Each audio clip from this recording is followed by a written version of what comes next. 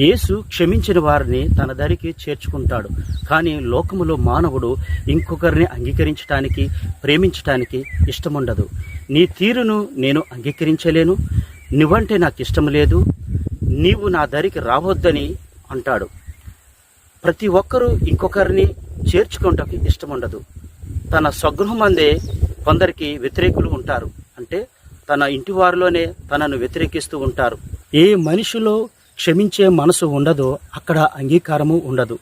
ఏ మానవుడిలో దేవుని ప్రేమ ఉంటుందో అక్కడ క్షమించుట, ప్రేమించుట, ఆదరించుట, సేరదీయుట కనబడుతుంది.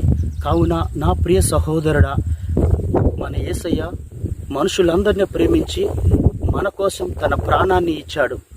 కావున నా ప్రియ సహోదరుడా, మన యేసయ్య లోకములో మనుషులందరినీ ప్రేమించి తన ప్రాణం మన కొరకు ఇచ్చాడు. ఇప్పుడు నీ జీవితంలో నిన్నెవరూ ప్రేమించటలేదా? నువ్వు ఒంటరివై ఉన్నావా? నిన్ను ఎవరు చేర్చుకునటలేదా? ఆదరించటలేదా? ఈ లోకములో తల్లిదండ్రులే పిల్లలను విడిచిపెడుతున్నారు, చంపుతున్నారు, దూరం చేస్తున్నారు. కానీ మన యేసయ్య మనల్ని అందరినీ ప్రేమిస్తున్నాడు. తన అరచేతుల్లో నిన్ను చెక్కుకున్నాడు. ఏ మానవుడు చూపలేని ప్రేమను చూపుచున్నాడు. నిన్ను విడిచిపెట్టడు, నిన్ను ఆదరిస్తూ ఉంటాడు, నిన్ను శారదీస్తాడు. కీర్తన 41:3, కీర్తన 146:9.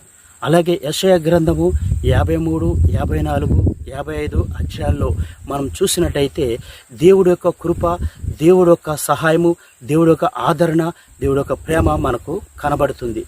దేవుడు నీకు సహాయం చేస్తున్నాడని, దేవుడు నీకు తల్లి, తండ్రి, స్నేహితుడని, నిన్ను ఆదరించి కాచి కాపాడే దేవుడని నువ్వు మర్చిపోకు నా సహోదరుడా, నా మిత్రమా.